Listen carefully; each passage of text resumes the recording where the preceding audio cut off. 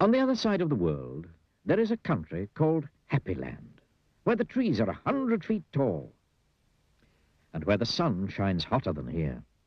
And, as you might very well expect, everybody who lives in Happy Land is as happy as the day is long. Wherever you go, you see smiling faces all around. It's such a happy place that even the flowers seem to smile in Happy Land. And as well as all the people being happy, all the animals in Happy Land are happy as well.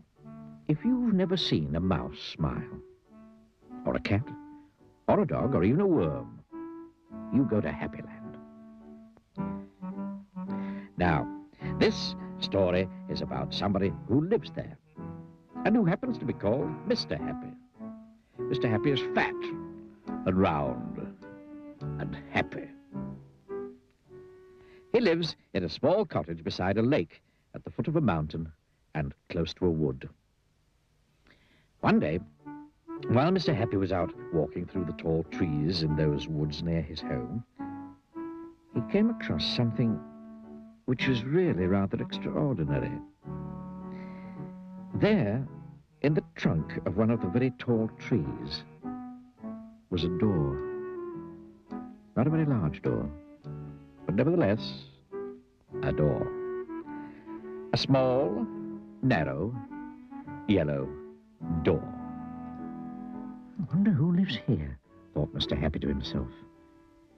And he turned the handle of that small, narrow, yellow door.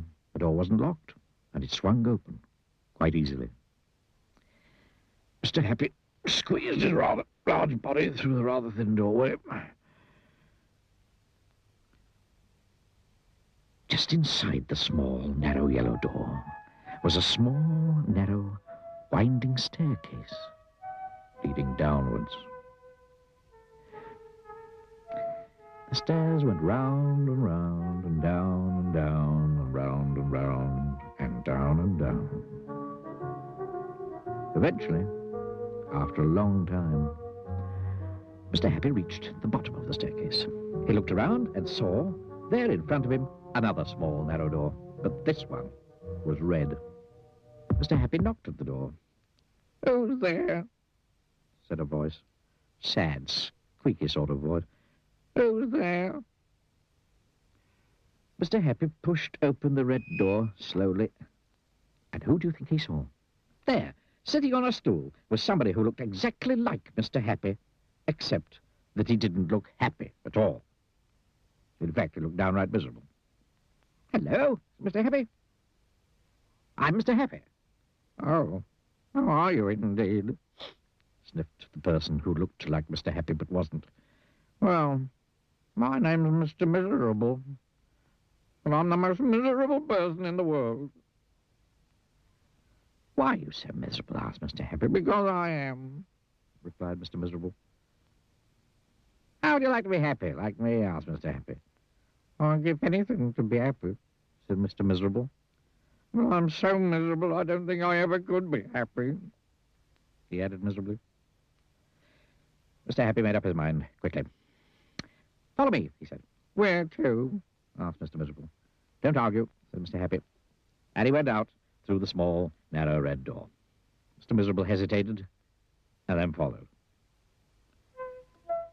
Up and up the winding staircase they went. Up and round and round and up and round and round and up until they came out through the yellow door and into the wood. "Follow me," said Mr. Happy again, and they both set off through the wood back to Mr. Happy's cottage. Mr. Miserable stayed in Mr. Happy's cottage for quite some time. And during that time, the most remarkable thing happened. Because he was living in Happy Land, Mr. Miserable, ever so slowly, stopped being miserable. The corners of his mouth stopped turning down, and ever so slowly started turning up. And eventually, Mr. Miserable did something that he'd never done in the whole of his life. He smiled. And then he chuckled, which turned into a giggle, which became a laugh. A big, booming, hearty, huge, giant, large, enormous laugh.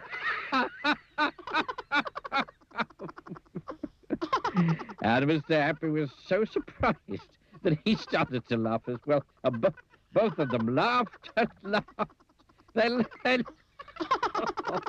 They laughed until their sides hurt and their eyes watered. Mr. Miserable laughed and laughed and laughed. And Mr. Happy laughed and laughed and laughed. And because they were laughing so much, everybody who saw them started laughing as well.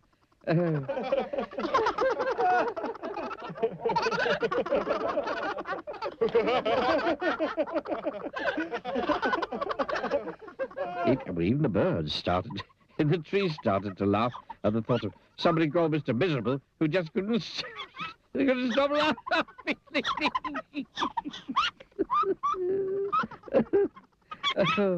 That really is the end of the story.